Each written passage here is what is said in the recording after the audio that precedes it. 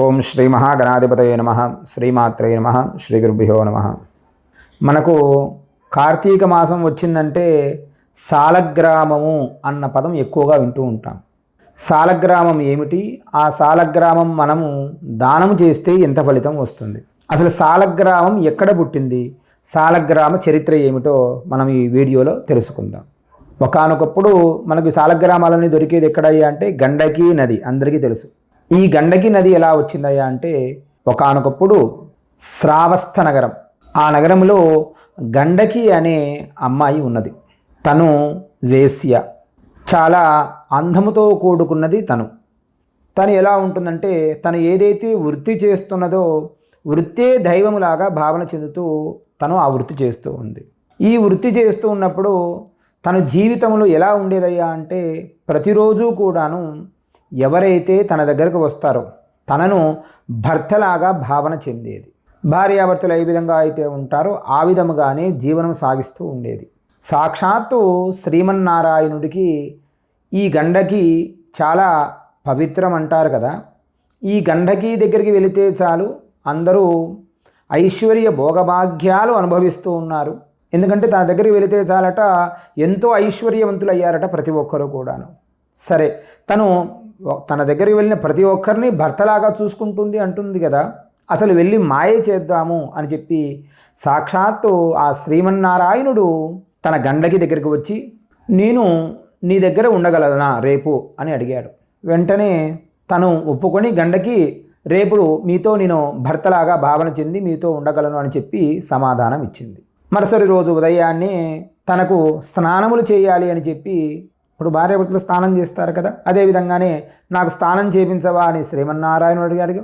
అభిషేకంలాగానే అతను స్నానం చేయాలని చెప్పి గండకి తనకు స్నానం చేయించడానికి వెళ్ళింది.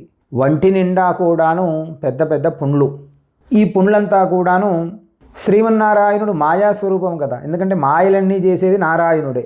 ఈ మాయలన్నీ కూడా చేస్తూ ఆయన శరీరం అంతా కూడాను పెద్ద పెద్ద పుండ్లు, అంధవికారుడు పైగా. అయినా సరే తను ఏమాత్రం భయపడకుండా భర్తకు ఏ విధంగా సేవ చేస్తుందో అదేవిధంగా స్నానాలు చేసి శరీరం అంతా కూడాను ప్రేమతోటి సుగంధ ద్రవ్యాలు వచ్చే విధంగా, వాసన వచ్చే విధంగా మొత్తం అంతా కూడాను రాసింది.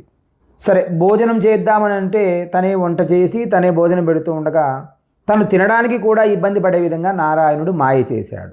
సరే, మీరేమి తినవద్దండి, నేనే తినిపిస్తాను అని చెప్పి ఆ గండకి తినిపిస్తూ ఉన్నది.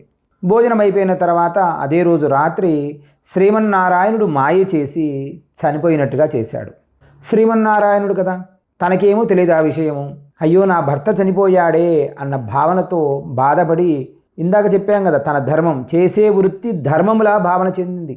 మనం ఏ వృత్తి అయితే చేస్తామో ఆ వృత్తి ప్రతి ఒక్క పని కూడాను దేవతా స్వరూపం.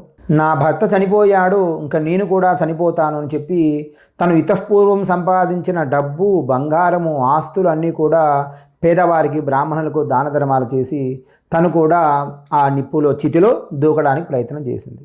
వెంటనే ఎప్పుడైతే ప్రయత్నం చేసిందో తనకు నిప్పులలో కాలిపోకుండా మల్లెపూలో పడినట్టుగా మెత్తటిగా పరుపులాగా తయారైపోయి చల్లగా మెత్తగా కనపడింది. ఆశ్చర్యం వేసింది తనకి. ఏమిటి ఇది, చితి లేదు, ఇక్కడ ఏమిటి ఇవన్నీ వచ్చాయనేసరికి వెంటనే శ్రీమన్నారాయణుడు ప్రత్యక్షమై, అమ్మా నేను నీ ధర్మం ఏమిటో తెలుసుకుందామని వచ్చాను. నీవు చేసే వృత్తి ధర్మములా భావన చెందుతూ ఉన్నావు. నీవు చేసే శ్రద్ధ భర్తలాగా భావన చెందిలా చేశావు కాబట్టి నీకు ఏం వరం కావాలో కోరుకోము అని చెప్పి ఆ శ్రీమన్నారాయణుడు ఈ గండకి వరం ఇచ్చాడు. వెంటనే స్వామి నీవు నా గర్భములో పుట్టాలి, జన్మించాలి, అంతకంటే నాకు ఇంకా ఏమీ లేదు స్వామి అని తను అడిగింది. వెంటనే శ్రీమన్నారాయణుడు, అమ్మా నేను పుట్టడము అంటే ఒకసారిగా పుట్టడం కాదు, నీలాంటి ధర్మములో ఉన్న వ్యక్తి దగ్గర నేను జీవితాంతము ఎప్పుడూ శాశ్వతముగా పుడుతూనే ఉంటాను అని చెప్పి మరుజన్మలో ఆ గండకి అనే వేశ్య ఇప్పుడు మనం చూస్తున్న గండకి నది, అందరూ వెళ్ళి చూసి ఉంటారు. గండకి నది సాలగ్రామాలన్నీ దొరికేది అదే ప్రదేశంలోనే.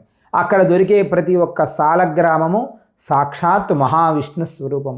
మీరు ప్రతిష్ఠ చేశారండి విగ్రహాలని చెబుతూ ఉంటారు కదా, ఆ విగ్రహాల కంటే 100 రెట్లుగా ఉంటుంది శక్తి సాలగ్రామానికి. అంత సాలగ్రామం వలె తన గర్భంలో ఎప్పుడు కూడా స్వామి అలా పుడుతూనే ఉన్నాడు. మీరు ఎంతమంది ఎన్ని సాలగ్రామాలైనా తెచ్చుకోండి, మళ్ళీ వచ్చే రోజు మళ్ళీ సాలగ్రామాలు అక్కడ పుడుతూనే ఉంటాయి. కాబట్టి ధర్మముతో ఎవరైతే ఏ కార్యం చేస్తారో వారు చేసే పనిని, వృత్తిని సాక్షాత్తు భగవత్ స్వరూపంగా చేస్తారు. వారికి ఏ కార్యమైనా సిద్ధిస్తుంది, ఎంతటి పనైనా సరే అది సాధన అవుతుంది అని చెప్పడానికే ఈ ఉదాహరణ.